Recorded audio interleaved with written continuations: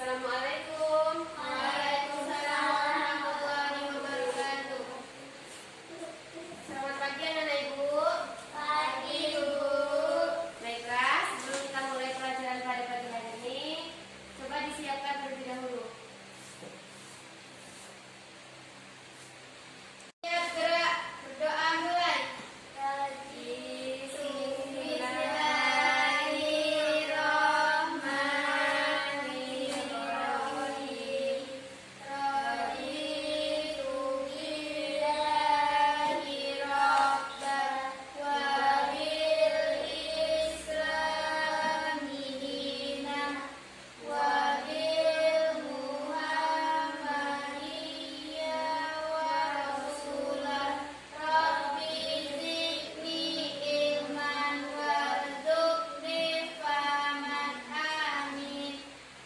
Ucapkan salam. Assalamualaikum warahmatullahi wabarakatuh. Waalaikumsalam warahmatullahi wabarakatuh. Baiklah, sebelum kita mulai pelajarannya, coba kepada Raisa baca Al-Quran terlebih dahulu.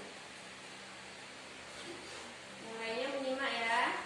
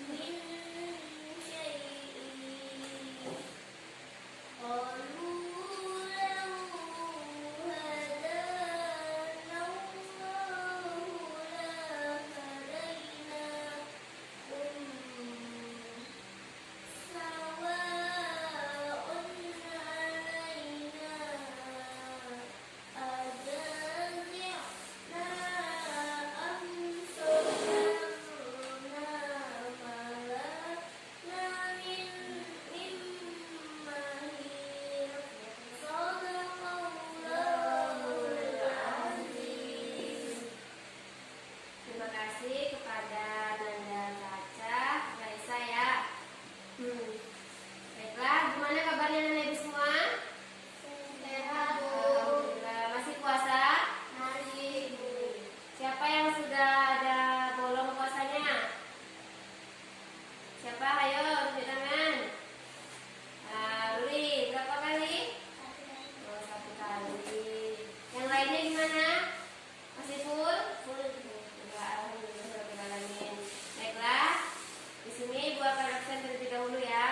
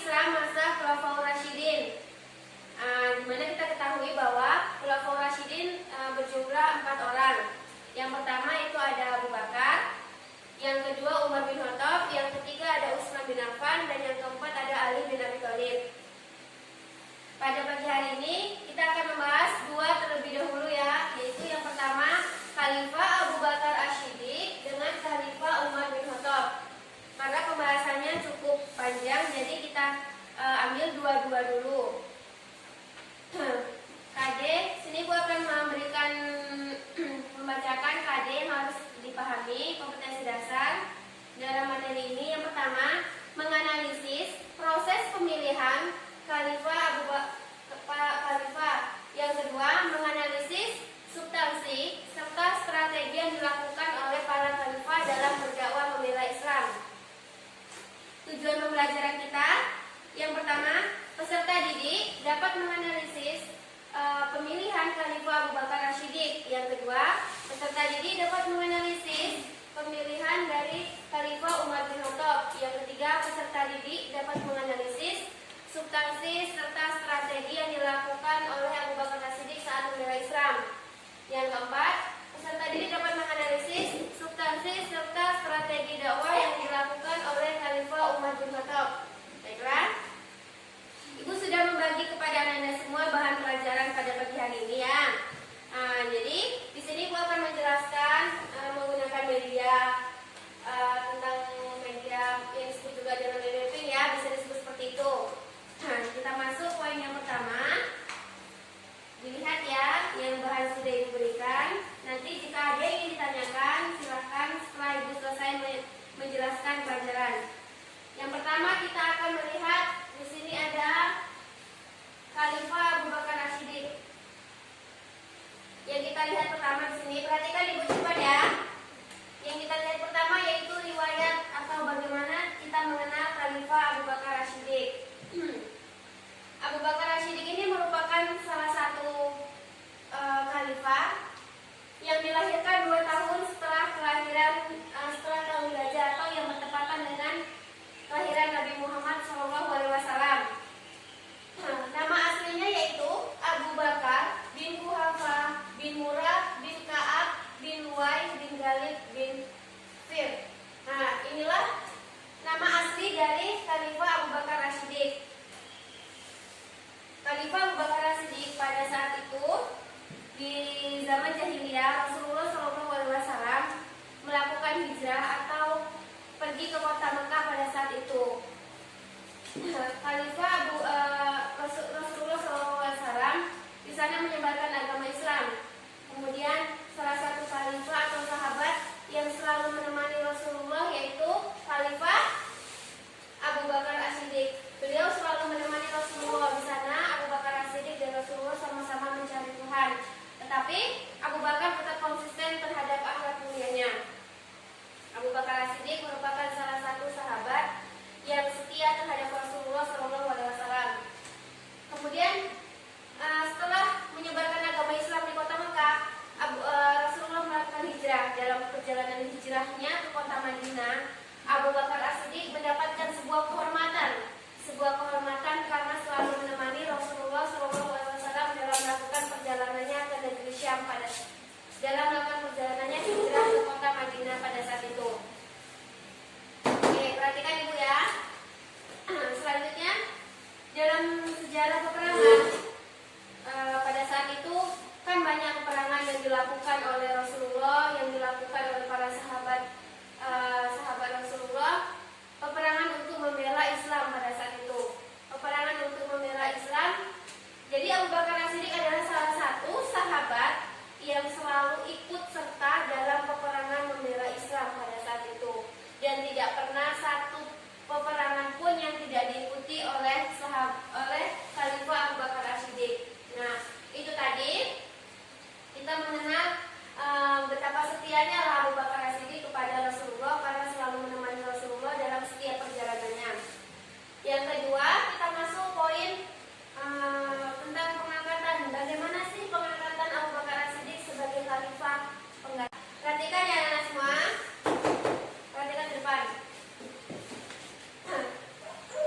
Sebelum Abu Bakar As-Siddiq diangkat sebagai khalifah pengganti Rasulullah pada saat itu, terdengarlah berita bahwa Rasulullah SAW telah meninggal dunia. Namun kaum muslimin tidak percaya bahwa Rasulullah telah meninggal dunia.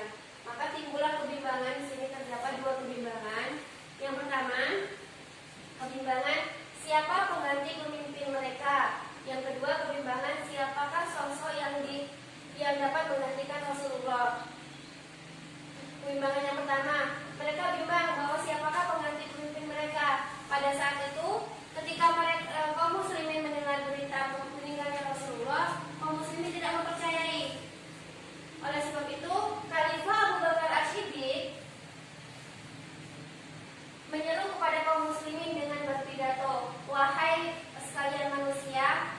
Barang siapa menyembah Rasulullah SAW atau menyembah Nabi Muhammad, bahwasanya Nabi Muhammad telah meninggal dunia.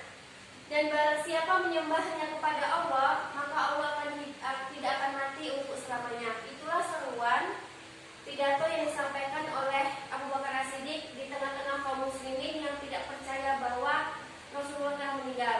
Tetapi ketika Abu Bakar menyeru kepada kaum muslimin percaya bahwa pada saat itu Rasulullah benar-benar telah meninggalkan mereka semua. Maksudnya telah meninggalkan kaum muslimin pada saat itu.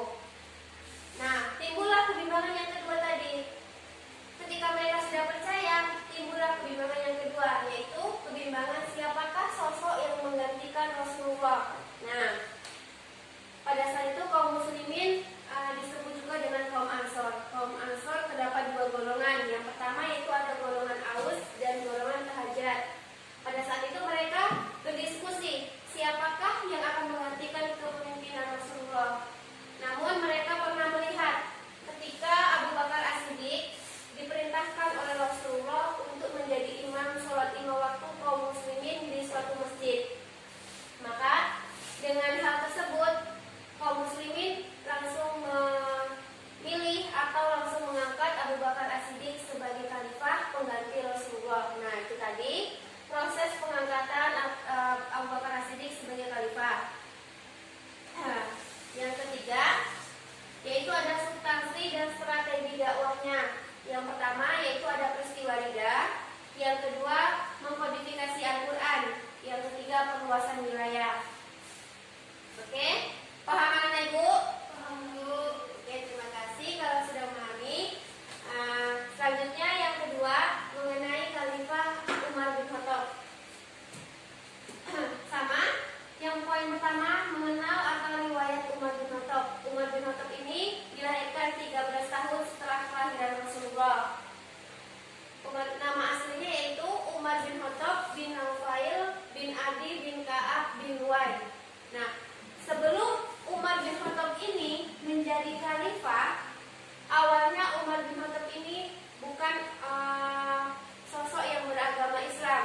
Pada saat itu, sebelum Umar bin Khattab ini masuk Islam, Umar bin Khattab ini merupakan salah satu sosok yang gigih dalam sudah terbiasa dalam menyelesaikan sebuah sengketa atau permasalahan di kalangan bangsa Arab pada saat itu. Nah, Umar bin Khattab ini salah satu orang yang sangat bijaksana,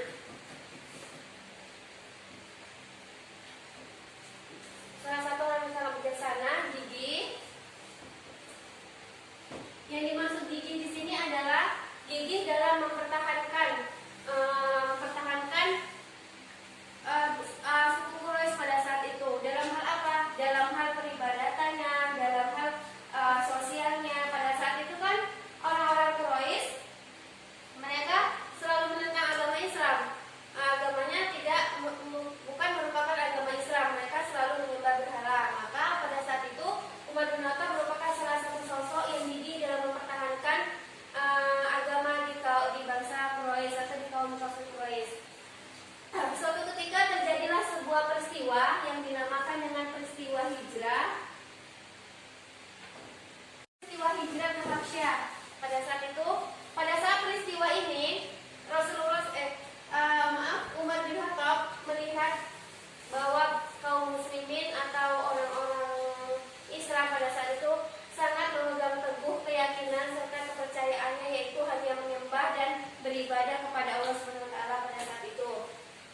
Dengan melihat seperti itu, Umar bin Khattab tergerak hatinya atau terbuka hatinya untuk masuk Islam. Nah, akibat dari peristiwa hijrah ini, disitulah Umar bin Khattab masuk Islam, mengenal Islam dan ikut kepada seruan dakwah Islam. Selanjutnya yang poin kedua, proses pengangkatan dari Umar bin Khattab. Kalau proses pengangkatan dari Abu Bakar As-Siddiq tadi diangkat oleh kaum muslimin pada saat itu, karena sama-sama tahu bahwa Abu Bakar pernah menjadi imam masjid kaum muslimin, pernah menjadi imam sholat kaum muslimin. Kemudian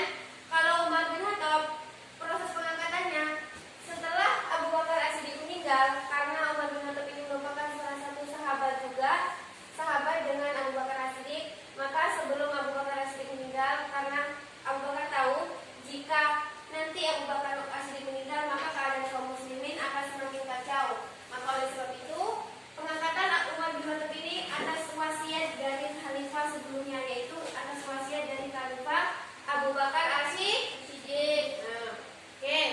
Yang ketiga kita masuk substansi dan strategi dakwah yang dilakukan oleh Umar bin Khattab. Yang pertama di sini Umar bin Khattab itu mengatur administrasi negara. Umar bin Khattab mengatur administrasi negara dan membagi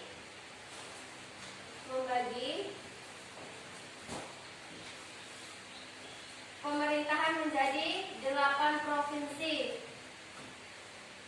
Nah, yang pertama perhatikan ya, perhatikan depan. Yang pertama yaitu ada Madinah, Mekah,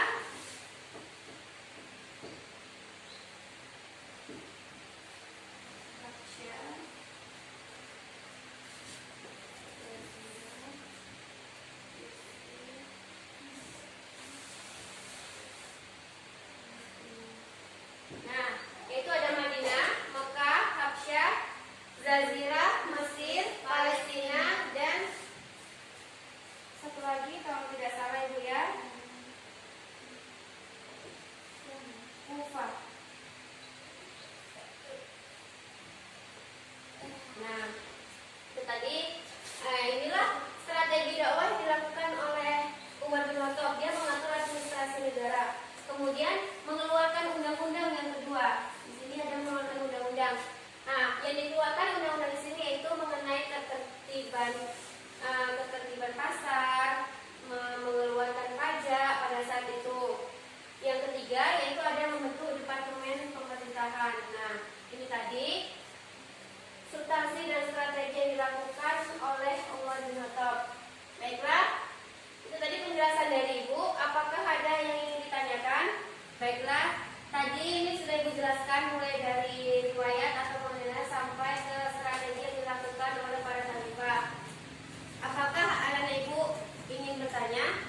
Bu, Ya, apa Reza. yang dimaksud dengan peristiwa Rida? Oke, berarti itu tadi tentang substansi dan strategi yang dilakukan oleh Abu Bakar. Baiklah, sini kok kamu jelaskan. Bagus sekali ya pertanyaannya ya, Raisa. Di sini ada yang dikatakan peristiwa Rida. Setelah Rasulullah meninggal, keadaan kaum muslimin pada saat itu semakin kacau. Kacaunya bagaimana? Pada saat itu kaum muslimin banyak yang keluar dari Islam. Yang dikatakan keluar dari Islam itu berarti kaum muslimin itu murtad. Namun sebagian dari kaum muslimin itu banyak yang masih beribadah serta beriman kepada Allah. Kemudian kaum muslimin tidak melaksanakan ibadah zakat, tidak melaksanakan zakat. Berarti yang dikatakan dengan peristiwa Rida yaitu pada yang dilakukan oleh Khalifah Abu Bakar, perang melawan kemurtadan. Maksudnya ya, perang melawan orang-orang yang murtad, biar supaya tidak ada lagi pengikut-pengikut lain yang mengikuti kaum muslimin yang sudah murtad, kemudian cukup dia saja yang sudah murtad, tidak ada lagi di belakangnya. Nah, berarti peristiwa Rida ini adalah perang melawan kemurtadan, ya. Paham, Raisa? Oke, yang lain gimana? Paham? Oke. Baiklah, ada lagi yang ingin ditanyakan? Paham? Oke. Baiklah, mungkin hanya itu yang pelajaran kita pada pagi hari ini ya. Sebelum Ibu tutup pelajarannya, di sini Ibu akan memberikan tugas. Dicatat ya. Catat dulu tugasnya. Tugasnya yang pertama, coba Anda semua cari tentang substansi dan strategi yang dilakukan oleh Khalifah Abu Bakar As-Siddiq dan Khalifah Umar bin Khattab. Selain yang Ibu jelaskan tadi ya, berarti cari yang lain. Apakah masih